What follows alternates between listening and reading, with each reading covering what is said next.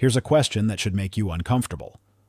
What if the country everyone told you was crumbling is actually the reason its neighbor's economy is doing fine? In late 2024, Volkswagen was seriously discussing shutting down factories on German soil for the first time in its 87-year history. 800 kilometers away in Hungary, they couldn't build fast enough. And that gap has a name: German economic decline, and the small, defiant country that spent 15 years betting its entire economic future on being on the other side of it. For most of that time, the story had a hero, Viktor Orbán, and a model his own government branded economic neutrality. Chinese battery money, Russian gas, German car factories bolted onto Hungarian soil, tax breaks for mothers, a hard no to Brussels and an even harder no to what Budapest called woke capital. Look at the growth charts, the wage numbers, the factory openings, and you'd think Orbán had cracked a code nobody else in Europe could see.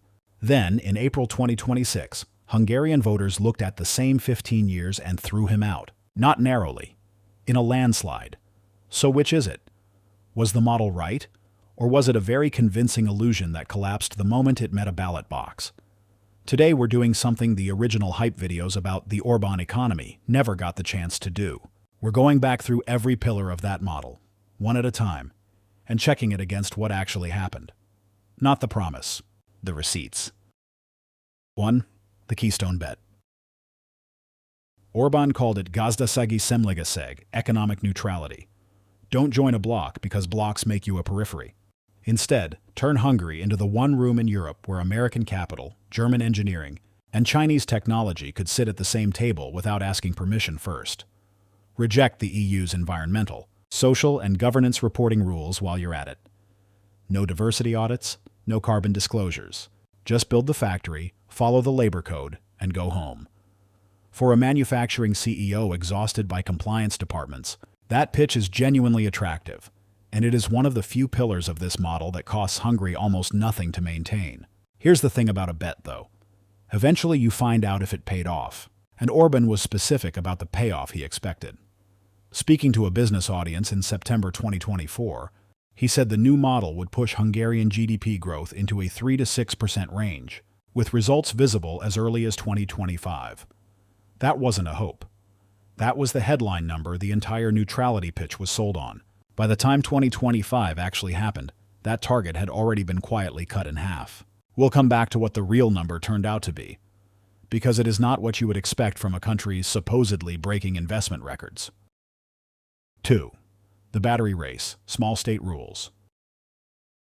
Forget the philosophy for a second and look at the concrete, literally. Drive the M5 south of Budapest and you will see BYD's first full passenger car factory in Europe rising out of the ground.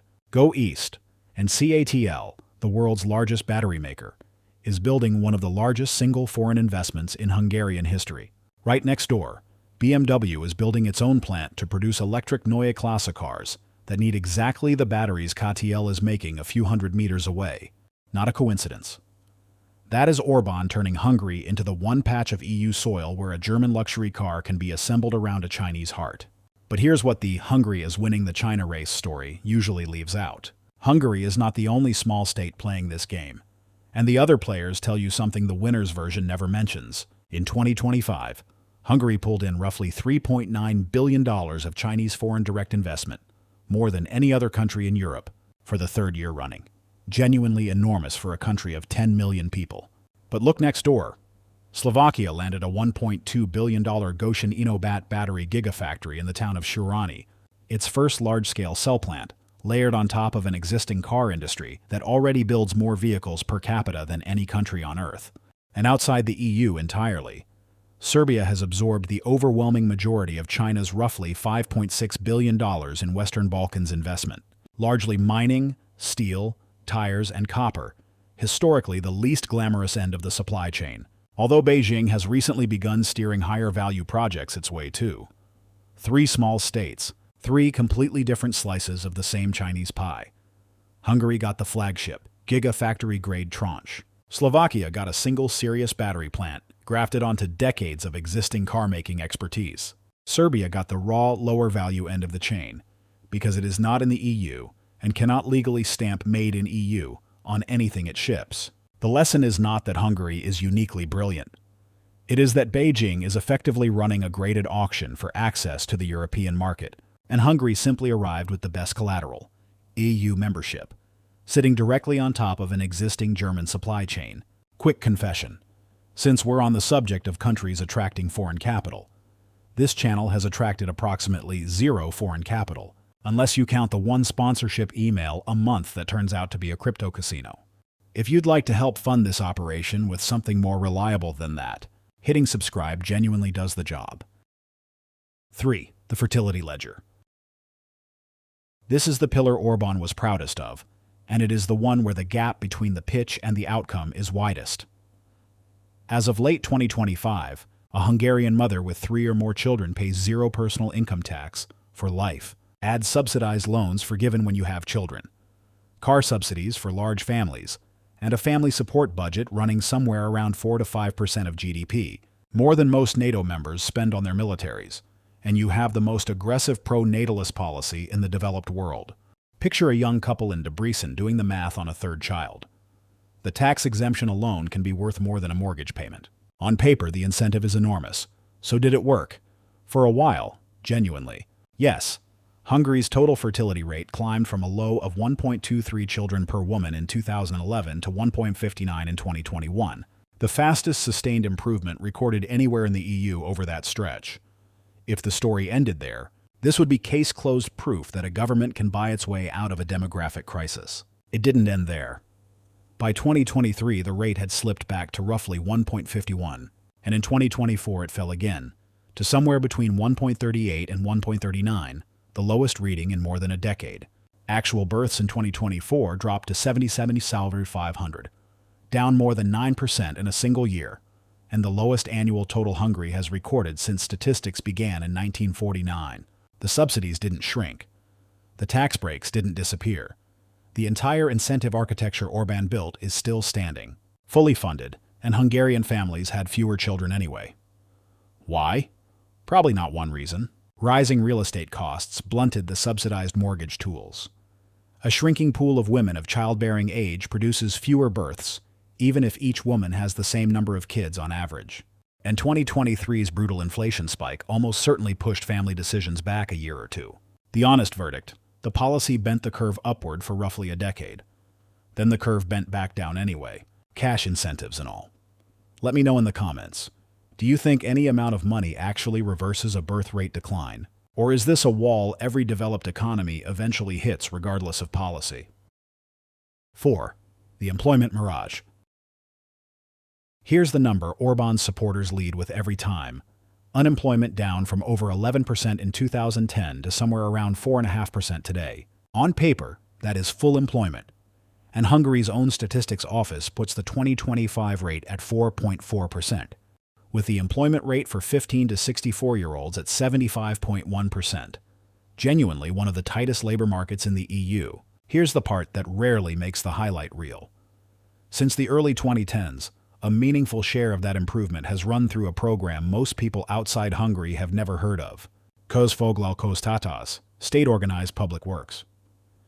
Anyone enrolled counts as employed, not unemployed, even though the jobs are centrally assigned, typically pay minimum wage, and leave participants roughly twice as likely to fall below the poverty line as people in ordinary jobs. At its peak in 2016, the program employed an average of 221,000 people.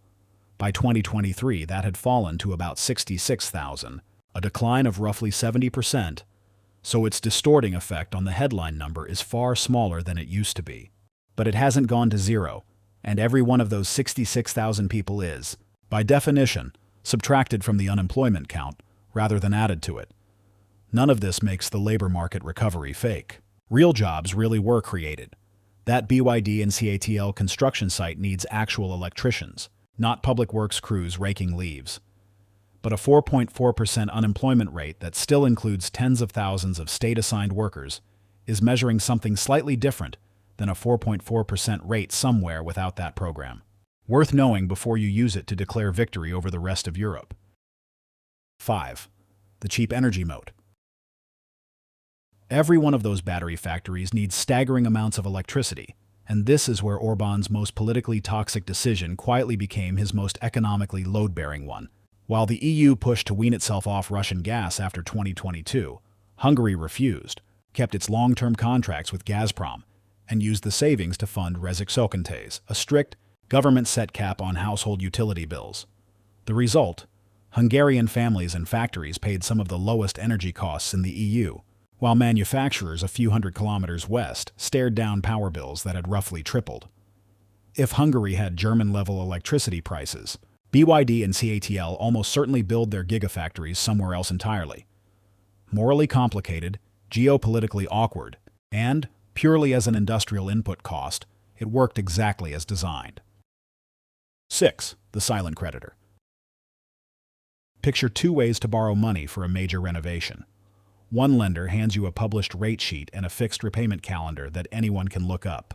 The other lender is happy to wire the cash and simply says, "We'll sort out the exact terms privately." Since 2010, Hungary's entire debt strategy has been built around preferring the second kind of lender, on purpose. Go back to 2008. Hungary came within reach of default. The IMF and the EU wrote the check, and they attached strict conditions Orbán never forgave. So when Brussels later froze billions in EU funding over what it called rule of law and anti-corruption concerns, Orbán didn't renegotiate. He changed lenders. In 2020, Hungary signed a 20-year, roughly $1.9 billion loan with China's Exim Bank at a 2.5% fixed rate to rebuild the Budapest-Belgrade Railway, covering 85% of the project, and Hungary's parliament then voted to classify the actual terms of that agreement as a state secret. In 2024, Hungary took out roughly a €1 billion loan from a consortium of Chinese state banks, the largest single loan in the country's non-bond debt portfolio, with the interest rate publicly listed only as variable. Now compare that to the EU side of the same ledger. When Brussels suspended Hungarian funding, it published in writing the exact reforms required to get it back. Judicial independence safeguards, public procurement transparency, specific anti-corruption measures, a slow-moving but fully documented checklist that anyone can read today. The Chinese money came with essentially no visible policy conditions attached, but you also cannot verify what interest rate Hungary is actually paying, or what happens if a payment is ever late. Neither lender is simply virtuous or predatory here. Orbán traded a transparent rules-based leash for an opaque, relationship-based one, and called the opacity sovereignty. 7. The German anchor. Which brings us back to where we started. Every pillar of this model, the BYD plant, the CATL gigafactory, the BMW investment sitting right next to it, rests on one enormous, mostly unspoken bet. That German manufacturers keep needing somewhere cheaper and friendlier to build, because building at home keeps getting worse. And for 3 straight years, that bet paid off for a genuinely ugly reason. Germany's economy contracted 0.3% in 2023, and another 0.2% in 2024, its first back-to-back annual contractions this century, before managing just 0.2% growth in 2025. Volkswagen spent 2024 seriously weighing plant closures on German soil for the first time in its 87-year history, before a December deal traded roughly 35,000 jobs for a partial reprieve. That is Germany's own energy gamble, the same 2022 decision to sever Russian gas that Orbán refused to copy, colliding head-on with a Chinese EV industry that simply builds cheaper cars, and a green transition bill nobody fully budgeted for in advance. Here is the dependency nobody in the "Hungary is winning" story likes to say out loud. The United States government's own 2025 investment assessment of Hungary explicitly warned that weaker economic performance in Germany could negatively affect Hungary, and the IMF's own 2026 growth forecast for Hungary explicitly leans on a positive impulse from German fiscal expansion actually showing up. Hungary did not just build an economy next door to a German economic crisis. It built an economy that quietly needs that German economic decline to keep generating outsourcing pressure, at least until Berlin's new infrastructure spending either fixes the patient or doesn't. None of this is investment advice. It's an argument about how a small economy placed a very large bet. Let me know in the comments. Is Germany's economy falling for good? Or was 2025 the bottom of the cycle? Because Hungary's entire industrial base is effectively placing a bet on where the German economy goes in 2026, whether anyone in Budapest says so out loud or not. So the verdict. For a decade and a half, If you only read the top-line numbers, the Orbán model looked like it was winning. Real wages grew close to 10% in 2024, before cooling to a 4.8% gain in purchasing power in 2025, a full order book of Chinese and German factories, and an unemployment rate most of Western Europe would kill for. Every pillar we just walked through is, in its own narrow way, genuinely real. The factories exist. The tax breaks exist. The cheap electricity is real. But look at the number that actually decided this bet, and it isn't any of those. It's Hungary's real GDP growth, which came in at negative 0.9% in 2023, roughly 0.5% in 2024, and only around 0.4% in 2025, a fraction of the 3 to 6% Orbán promised, and among the weakest growth rates anywhere in the EU that year. Voters don't experience a GDP growth target. They experience whether their paycheck stretches further than it did last year. And on April 12th, 2026, they delivered their answer. Peter Magyar's Tisza party won a landslide two-thirds parliamentary majority, ending Viktor Orbán's 16-year run as prime minister, a data point on whether the model delivered. Within weeks, Brussels agreed to unlock roughly $16.4 billion of the funds it had frozen under Orbán, contingent on the new government hitting a set of reform milestones by the end of August 2026, the exact same Brussels is blackmailing Hungary mechanism, suddenly resolvable, once the government on the other end of the table changed. One more line in that same industrial policy ledger, not just a change of government. That alone is worth sitting with.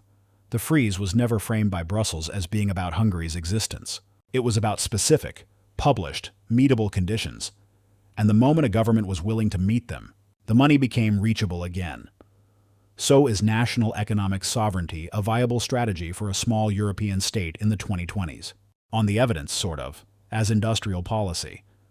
Hungary genuinely outcompeted its neighbors for a slice of the most important supply chain build-out in a generation. But sovereignty turns out not to be only an economic position. It's a political one, too. And the same voters who benefited from the factories decided the trade-offs, the corruption allegations, the classified loan terms, the growth that never actually showed up in their own paychecks, weren't worth it anymore. The gigafactories aren't going anywhere. Whoever runs Hungary next still has to figure out what to do with them. That's the real experiment, and it only just started its second chapter. If you want to watch how it plays out, subscribe, because whatever Budapest builds next, on top of everything Orbán already put in the ground, is going to be one of the stranger economic stories in Europe for the rest of this decade.